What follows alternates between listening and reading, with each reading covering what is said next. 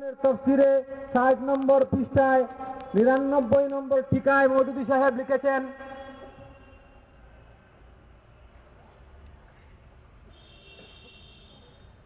যে সমাজে ব্যাপকভাবে সুদখুরি প্রচলিত থাকে সেখানে এই সুদখুরির কারণে দুই প্রকারের নৈতিক ব্যাধি দেখা দেয়।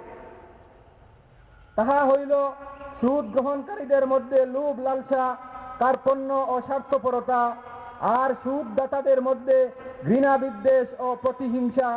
অহুদের পরাজয়ের পিছনে এই উভয় প্রকার রোগেরই কিছু না কিছু প্রভাব বিদ্যমান ছিল। মওদুদী সাহেব বলতেছেন, আল্লাহর রাসূল সাল্লাল্লাহু আলাইহি ওয়াসাল্লাম এবং সাহাবায়ে কেরামের সমাজের মধ্যে ব্যাপকভাবে সুদখুরি প্রচলিত ছিল। আর তিনি বলতেছেন, যে সমাজে ব্যাপকভাবে সুদখুরি প্রচলিত থাকে সেখানে এই সুদখুরির কারণে দুই ধরনের রোগ সৃষ্টি হয়, দুই ধরনের চারিত্রিক নৈতিক রোগ সৃষ্টি হয়। যারা সুদ গ্রহণ করে, সুদ খায়, তারা কৃপণ হয়ে যায়, তারা স্বার্থপর হয়ে যায়, তাদের মধ্যে লোভ লালসা দেখা দেয়। যারা সুদ খায় তারা লালচী হয়ে যায়, তাদের মধ্যে কার্পণ্যতা দেখা দেয়, তারা স্বার্থপর হয়ে যায়, নিজের স্বার্থ ছাড়া অন্য কিছু বুঝে না। আর যারা সুদ দেয় তাদের মধ্যে ঘৃণা, বিদ্বেষ এবং প্রতিহিংসা। উহুদের যুদ্ধে ওনার বাসায় আল্লাহর রাসূল সাল্লাল্লাহু আলাইহি ওয়াসাল্লাম এবং সাহাবায়ে কেরাম যে পরাজিত হয়েছিলেন তার কারণ নাকি এই উভয় ধরনের রোগ ছিল আল্লাহর রাসূল এবং সাহাবায়ে কেরামের মাঝে। আপনারা চিন্তা করুন, এটা কোনো মুসলমানের কথা হতে পারে? এটা শুধুমাত্র মওদুদীকে যারা নবীর চাইতে বড় মনে করে তারা মানতে পারে।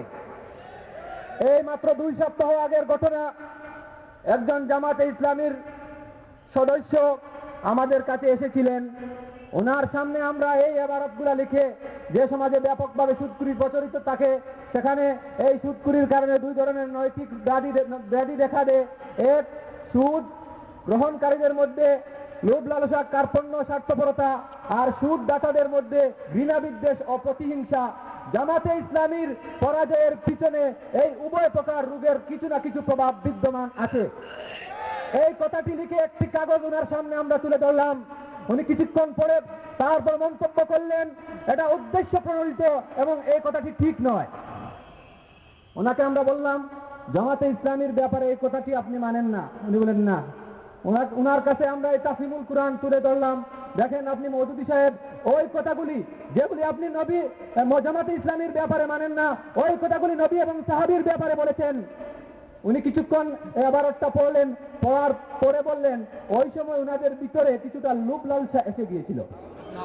চিন্তা করুন, যে ব্যক্তি জামাতে ইসলামীর ব্যাপারে এই কথাটা মানতে পারে না, কিন্তু আল্লাহর রাসূল এবং সাহাবায়ে কেরামের ব্যাপারে বলে, তাদের মধ্যে ওই সময় কিছুটা লোভ লালসা এসে গিয়েছিল, তার ঈমান রাখার জায়গাটা কোথায়? এরপরে এত বড় মারাত্মক উক্তি, এরপরেও আমরা আল্লাহর রাসূল সাল্লাল্লাহু আলাইহি সাল্লামের উম্মতের দাবি সত্ত্বেও, সাহাবায়ে কেরামের অনুসারীদের দাবি করার সত্ত্বেও আমরা আজ শান্তিতে বসে আছি। যদি আল্লাহর রাসূলের সত্যিকারের উম্মত আমরা হতাম, আল্লাহর রাসূলের সঠিক মহব্বত আমাদের ভিতরে থাকতো, তাহলে আমরা হযরত ওমর রাদিয়াল্লাহু তাআলা আনহু যেভাবে সেই মুনাফিকের গর্দনা দ্বিখণ্ডিত করেছিলেন, আমরাও নবী রাসূল এবং সাহাবায়ে কেরামের শত্রুদের গর্দনা দ্বিখণ্ডিত করে দিতাম।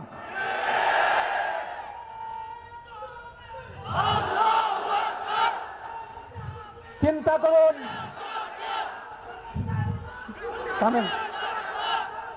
চিন্তা করুন আজকে সিলেটের এমন কোন গলি পাবেন না, এমন কোন রাস্তা পাবেন না যেখানে এই পোস্টার নেই, ইলিয়াস আলীর বিরুদ্ধে ষড়যন্ত্রমূলক মামলা প্রত্যাহার করা হোক। ইলিয়াস আলীর বিরুদ্ধে ষড়যন্ত্রমূলক মামলা করার কারণে তার দলের সবাই এর প্রতিবাদ করতেছে।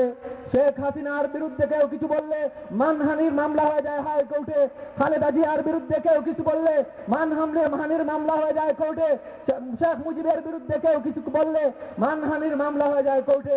আল্লাহর রসুল এবং আল্লাহর রসুলের সাহাবারা কি এতই লাওয়ারিস হয়ে গেলেন তাদের বিরুদ্ধে এত বড় অপবাদ দেওয়া হবে আর আমরা তার উন্মত হওয়া সত্ত্বেও নিশ্চুপ বসে থাকবো? এটা কখনো হতে পারে না। কিয়ামতের দিন যদি আল্লাহর রসুল এই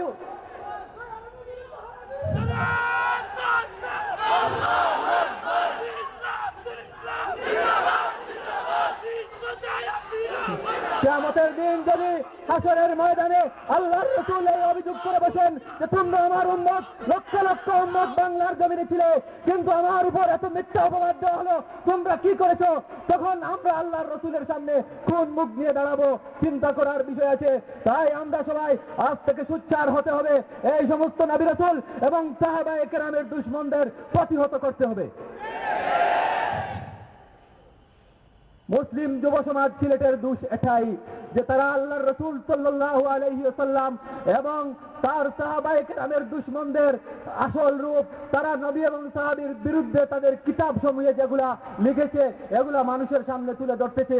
আর এর ফলে আজ মুসলিম যুব সমাজের বিরুদ্ধে প্রোপাগান্ডা হচ্ছে, ওরা নাকি আওয়ামী লীগের দালাল, ওরা ফিতনা সৃষ্টি করতেছে।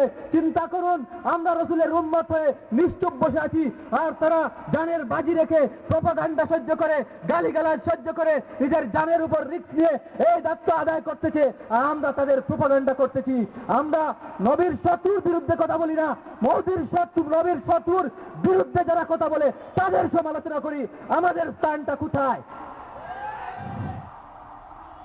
এ পর্যায়ে আপনাদের সামনে গুরুত্বপূর্ণ বয়ান পেশ করার জন্য আমি আহ্বান জানাচ্ছি আয়েশা সিদ্দিকা বালিকা মাদ্রাসার প্রতিষ্ঠাতা মুহতামিম হযরত মাওলানা মুখলিসুর রহমান সাহেব রাজাগঞ্জিকে।